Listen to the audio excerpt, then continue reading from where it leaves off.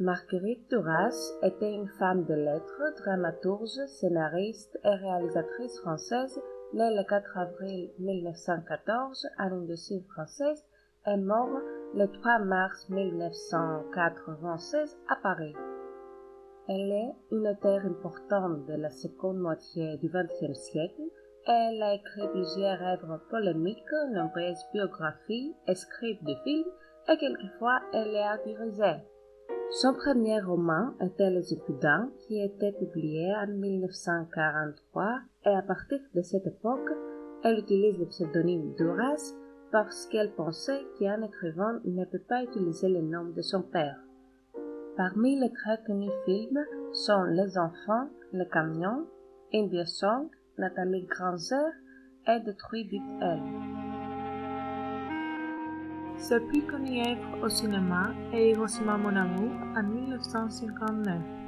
Emmanuel Riva et Ezi Okada sont les protagonistes. Le film concerne la relation entre un architecte japonais et une actrice française qui se connaissent à Hiroshima. Elle raconte à lui des moments importants de sa vie qui l'ont influencé. La catastrophe d'Hiroshima a stigmatisé tous les deux dans une musique différente et dans de différentes périodes de leur vie. Ce film montre l'influence de la guerre sur la culture japonaise et française et en même temps le conflit entre l'amour et l'inhumanité.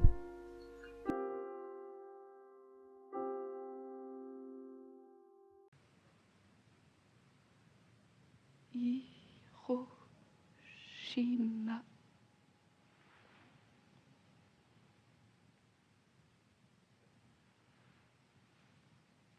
Hiroshima, c'est ton nom. C'est mon nom. Oui. Ton nom à toi est Nevers. Nevers en France.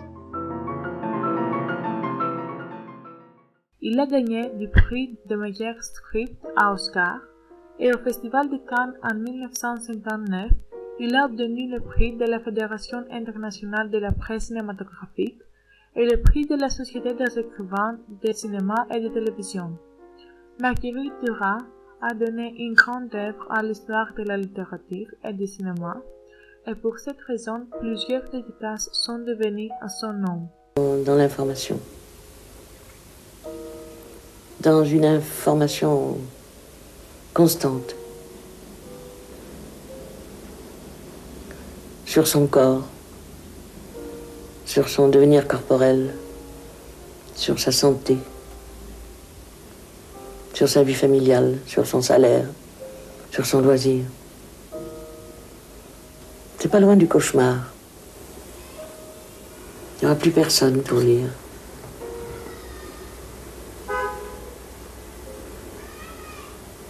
Ils verront de la télévision. On a des postes partout. Dans la cuisine, dans les water-closets, dans le bureau, dans les rues. On ne voyagera plus, ça ne sera plus la peine de voyager.